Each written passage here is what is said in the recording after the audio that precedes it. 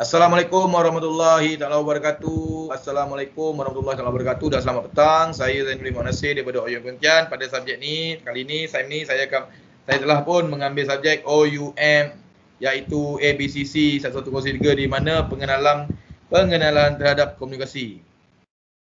So seterusnya sini saya akan menunjukkan di mana pengenalan topik komunikasi antara budaya adalah faktor penting dalam dunia global masa kini. Setiap orang pasti mengembara ke tempat-tempat lain. Dalam kebanyakan kes, mereka perlu berkomunikasi dalam persekitaran yang bukan budaya mereka sendiri.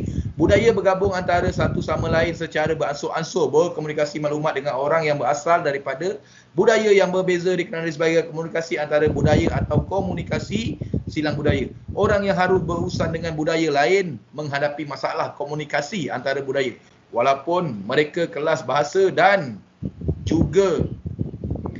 juga di mana di sini belajar bertutur dalam bahasa tempatan dengan lancar. Komunikasi antara budaya bukan hanya setakat itu saja. Komunikasi antara budaya meliputi pemahaman tentang budaya, interaksi sosial dan budaya di tempat yang ditempati.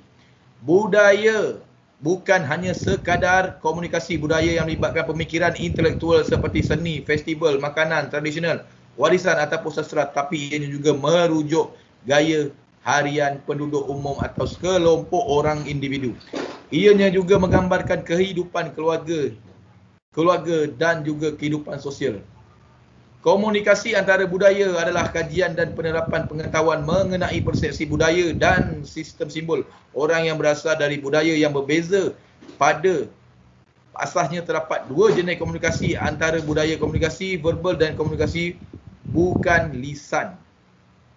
The next presentation saya dekat sini adalah kekurangan komunikasi antara budaya boleh menyebabkan penghinaan terhadap budaya dan orang yang terlibat, terutamanya untuk perniagaan atau orang yang memberikan perkhidmatan di kawasan-kawasan yang bukan terdiri daripada mereka.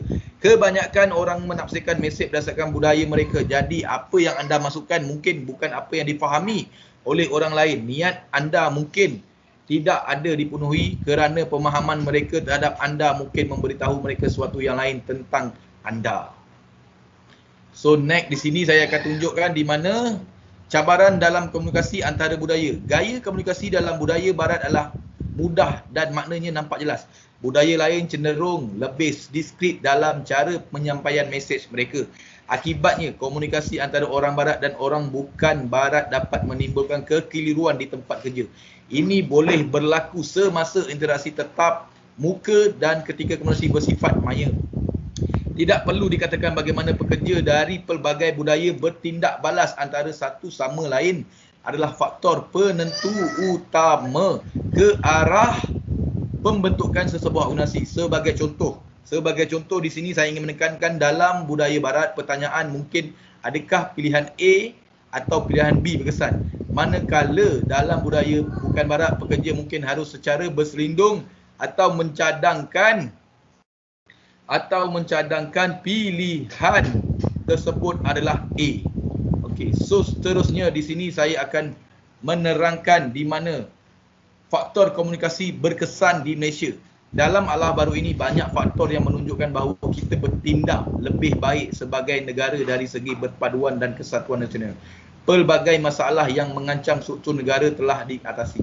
Seperti dilihat setiap hari di media sosial, kaum dan agama tetap menjadi isu yang paling utama dan berbahaya untuk memecah belahkan masyarakat kerana mereka berada di bawah pemerintahan selama 6 dekad sebelumnya. Tetapi dengan media yang lebih bebas hari ini, mereka dipicu untuk memancing pemusuhan dan bahkan ancaman keganasan. Namun begitu, ini semua dapat diatasi dengan mudah hasil kesefahaman antara kaum dan budaya Malaysia.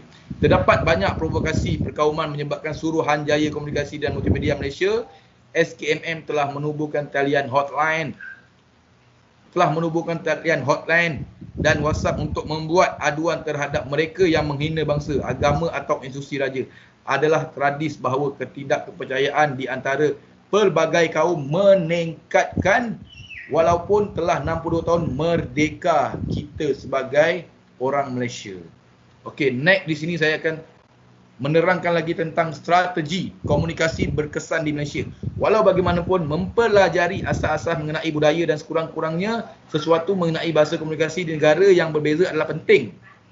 Di mana penting ini diperlukan walaupun untuk tahap pemahaman asas yang diperlukan untuk melakukan sapaan dan hubungan fizikal yang sesuai yang boleh menjadikan perkara rumit antara budaya.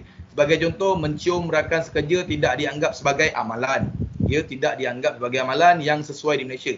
Tetapi di Paris, satu ciuman di setiap pipi adalah ucapan yang boleh diterima dan berjabat tangan secara tegas diterima secara meluas. Okey, so seterusnya di sini kesimpulannya saya ingin masukkan sedikit tentang kesimpulan. Di mana di pelbagai tempat hari ini, isu komunikasi antara budaya sudah pasti adalah perkara yang sangat penting bagi memastikan kestabilan negara dan budaya sesuatu tempat adalah mustahak untuk mendorong sistem budaya dan peribadi metafora bahasa pandangan dunia dan makna ini menyediakan pelbagai tempat untuk hidup. Okey, komunikasi antara budaya telah menimbulkan minat yang besar para sarjana selama bertahun-tahun dan beberapa kajian empirikal telah dilakukan pada masa sama. Walau bagaimanapun di sini penulis mempunyai perspektif dan penekanan yang berbeza-beza mengenai antara budaya komunikasi. Sebilangan besar pertembungan perspektif berpusat pada metodologi atau persoalan cara untuk mengkaji fenomena ini. Okey. Oleh kerana komunikasi adalah penciptaan makna bersama dan budaya adalah koordinasi makna dan tindakan dalam suatu kelompok, maka komunikasi antara budaya adalah penciptaan makna bersama di antara budaya. So di sini kalau kita lihat, pembelajaran tentang bahasa itu adalah penting, di mana menggambarkan sesuatu kaum dan juga sesuatu negara untuk kita berinteraksi bagi kita memahami cara-cara kita berinteraksi, memahami dengan apa yang ingin disampaikan. Sekian saja daripada saya. Assalamualaikum warahmatullahi wabarakatuh.